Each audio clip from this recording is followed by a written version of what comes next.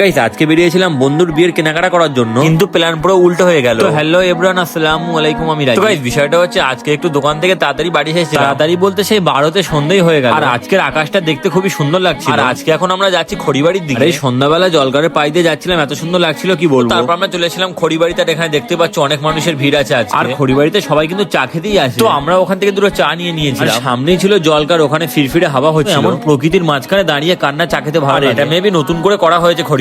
তারপর আমরা ওখান থেকে নিয়ে নিয়েছিলাম দুটো ঘুগনি, আর বাড়ির জন্য কিছু নিয়ারি পার্সেল করে নিয়েছিলাম। তো খড়িবাড়ি থেকে বার হয়ে আমরা যাচ্ছিলাম সন্ধ্যালিয়ার ওইদিকে। আর যেহেতু কিছুদিন পরেই আমার বন্ধুর বিয়ে, তো সবকিছু কেনাকাটা আগে থেকে করে রেখেছি। আরো রিসেপশনের দিন পরার জন্য কিছু ফর্মাল কিছু নেবে বলছিল, তাই চলে আসলাম আসিফ ভাইয়ের দোকানে। তো এই প্যানার জামাটা আমি ইমরানকে পছন্দ করে দিয়েছিলাম, আর এটা পরে ওকে বেশ ভালোই লাগছিল। কেনাকাটা কমপ্লিট হয়ে গেলে আমরা চলে আসলাম সন্ধ্যালিয়া স্টেশনের এখানে। আমি আগে কখনো স্টেশনে এই দিকটায় কখনো ঘুরতে আসি, এখানে এসে বন্ধুরা মিলে কিছুক্ষণ আড্ডা দিচ্ছিলাম। আমার এই ছোট্ট মিনি ব্লগ তোমাদের দেখতে কেমন লাগে অবশ্যই কমেন্টস করে জানিও। যদিও একটু ভালো লেগে থাকে তাহলে একটা ফলো করে দিও। ভালো থেকে সুস্থ থেকে আর এমন ভাবে আমার ব্লগটা দেখতে থাকা হচ্ছে তোমাদের সঙ্গে নেক্সট কোনো ভিডিওতে। টাটা।